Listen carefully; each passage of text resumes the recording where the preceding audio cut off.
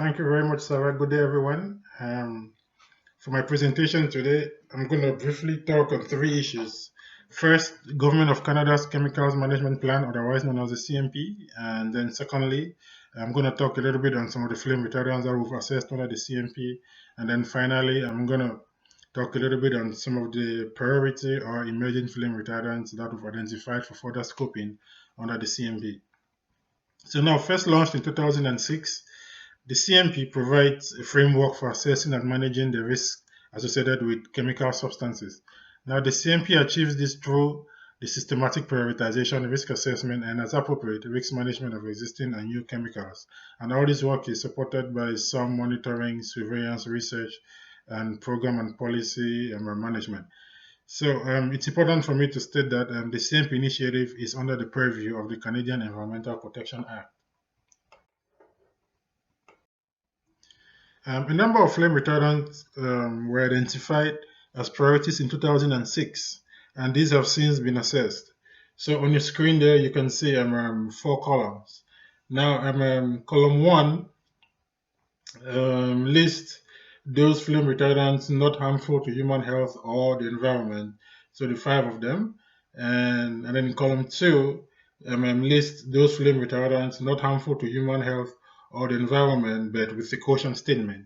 And then in column 3, lists those that are harmful to human health or the environment. These ones are considered to be super toxic. And then in column 4, lists those flame retardants that are still under assessment.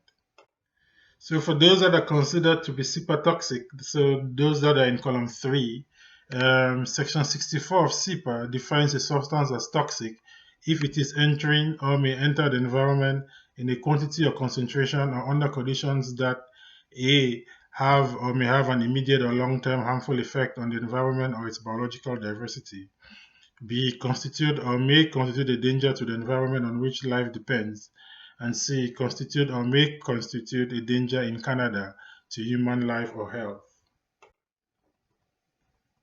So, caution statements and risk management measures as applied to those flame retardants in column 2 relate to important information regarding all uses of the substance, so including use as a flame retardant. So, for example, a substance that has been classified under the DHS as a carcinogen, as a mutagen, or as a reproductive toxicant.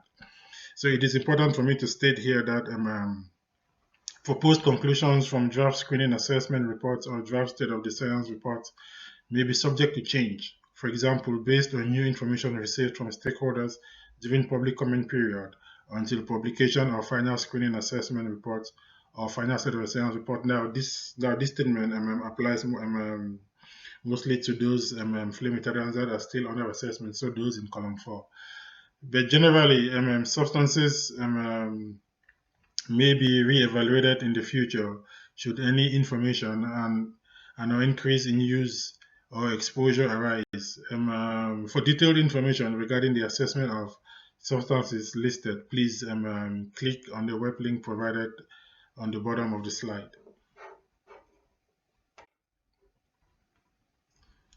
Yeah, so next slide.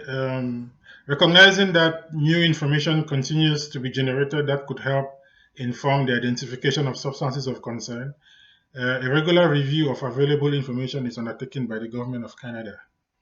So the approach known as the Identification of Risk Assessment Priorities, IRAP, enables the Government of Canada to communicate how emerging issues are tracked and how to identify and prioritize substances requiring further work. So generally, for a substance to be identified as a priority for risk assessment, the IRAP process would identify information for a potential risk, that is, the presence of both a hazard and a significant potential for exposure in Canada. So under this IRAP process, we've identified 36 flame retardants for further scoping. And what you see on the screen, the 8 that are listed on the screen was just because there was not enough room for me to list all of the 36. So at this point, I'm just going to say my email address is on the bottom of the slide if you would like to contact me directly. I'll be happy to address any questions, thoughts, or comments on the discussion board. Thank you very much.